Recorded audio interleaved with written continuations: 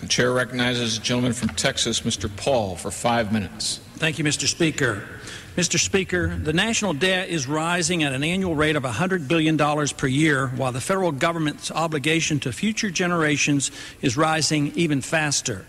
Yet little concern is shown here in Congress as our budgets grow and new programs are added to old. Ordinary political deception has been replaced with the dangerous notion of invincibleness as members claim credit for imaginary budgetary surpluses. The percent of our income that government now takes continues to rise while personal liberty is steadily compromised with each new budget. But the political euphoria associated with the new era economy will soon come to an end. Although many have done well during the last 7 years of economic growth, many middle-income families have had to struggle just to keep up. For them, inflation is not dead, and the easy fortunes made on Wall Street are as far removed as winning the lottery. When the economy enters into recession, this sense of frustration will spread. Business cycles are well understood. They are not a natural consequence of capitalism, but instead result from central bank manipulation of credit. This is especially true when the monetary unit is undefinable as it is in a fiat monetary system such as ours. Therefore, it is correct to blame the Federal Reserve for all depressions, recessions, inflations, and much of the unemployment since 1913. The next downturn, likewise, will be the fault of the Fed. It is true that the apparent prosperity in the boom part of the cycle are a result of the Federal Reserve credit creation. But the price that must always be paid and the unfairness of inflationism makes it a dangerous process.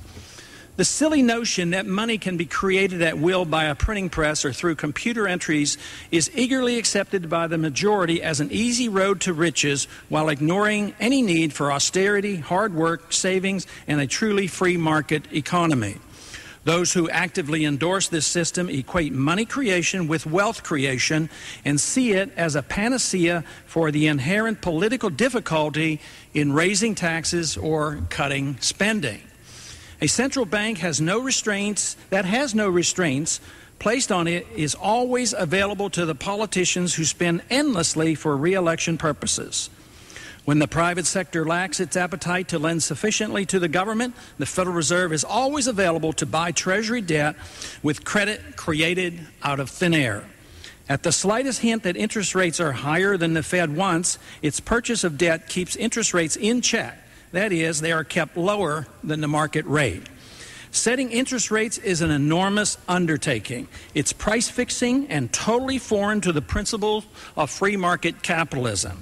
Since this process is economically stimulating, the politicians and the recipients of government largesse, the bankers, and almost everyone enjoys the benefit of what seems to be a gift without cost. But that's a fallacy. There is always a cost. Artificially low interest rates prompts lower savings, overcapacity expansion, malinvestment, excessive borrowing, speculation, and price increases in various segments of the economy. And since money creation is not wealth creation, it inevitably leads to a lower value for the currency. The inflation always comes to an end with various victims, many of whom never enjoyed the benefits of the credit creation and deficit spending. This silly notion of money and credit gives rise to the conventional wisdom that once the economy gets rolling along, it's time for the Fed to stop economic growth. This false assumption is that economic growth causes higher prices and higher labor costs, and these evils must be prevented by tightening credit and raising interest rates. But these are only the consequences of the previous monetary expansion, and blaming rising prices or higher labor costs is done only to distract from the real culprit, monetary inflation by the Federal Reserve.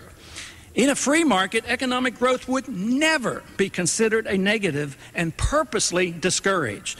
It is strange that so many established economists and politicians accept the notion of dampening economic growth for this purpose. Economic growth with sound money always lowers prices. It never raises them. Deliberately increasing rates actually increases the cost of borrowing for everyone, and yet it's claimed that this is necessary to stop rising costs. Obviously, there's not much to the soundness of central economic planning through monetary policy of this sort. There are some who see this fallacy and object to deliberately slowing the economy, but instead clamor for even more monetary growth to keep interest rates low and the economy booming. But this is just as silly, because that leads to even more debasement of the currency, rising prices, and instead of lowering interest rates, will in time, due to inflationary expectation, actually raise rates. Fine-tuning of the economy through monetary manipulation is a dangerous game to play. We are now completing a decade of rapid monetary growth, and evidence is now appearing indicating that we will soon start to pay for our profligate ways. Gentleman yields back.